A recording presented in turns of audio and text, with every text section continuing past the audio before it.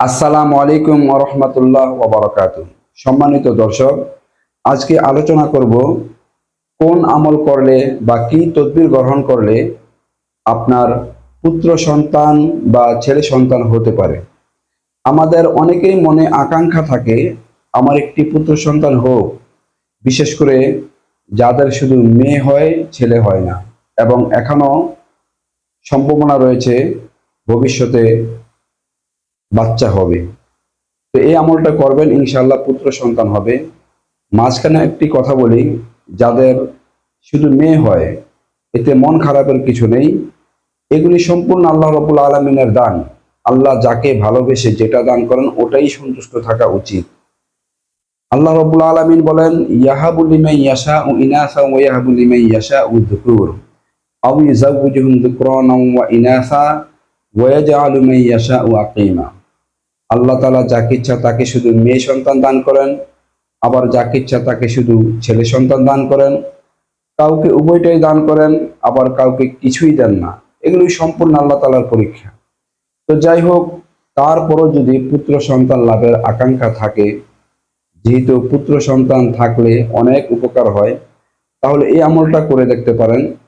বেশি বেশি বাচ্চা স্ত্রী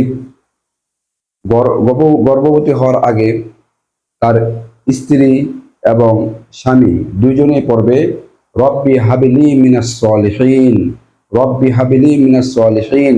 এই দোয়াটা বেশি বেশি পড়বে। সঙ্গে সঙ্গে নিয়ত করবে যে আমার স্ত্রীর গর্ভে, বা স্ত্রী বলবে আমার গর্ভে যে সন্তান হবে তার নাম রাখলাম মুহাম্মদ, অর্থাৎ আমাদের নবীর নামের নাম। আল্লাহ তাআলা এই নামের বরকতে এবং উক্ত দোয়ার বরকতে আল্লাহ তাআলা পুত্র সন্তান দান করবেন। এছাড়াও সূরাত মারিয়ামের বিশেষ কিছু আয়াত, আরো কিছু দোয়া কালাম আছে যেগুলি পরে খেজুরের উপর ফুঁক দিলে কার্যকর হয়। আপনারা যদি এই আমলগুলি করে, তদবিরগুলি করে যদি কাঙ্ক্ষিত ফলাফল না পান, সমস্যার সমাধান না হয়, তাহলে আরো ভালো এবং মজবুত কোরআন সুন্নাহ ভিত্তিক দোয়া, আমল এবং তদবিরের জন্য যোগাযোগ করতে পারেন আমাদের রুকিয়া ফর মেন্টাল স্টেটে, আব্দুল্লাহপুর, কেরানীগঞ্জ, ঢাকা।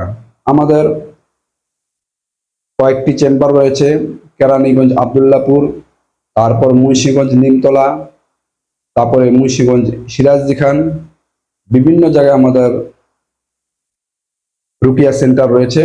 আপনারা সেখানে যোগাযোগ করে ইনশাআল্লাহ আরো উত্তম তদবির গ্রহণ করবেন।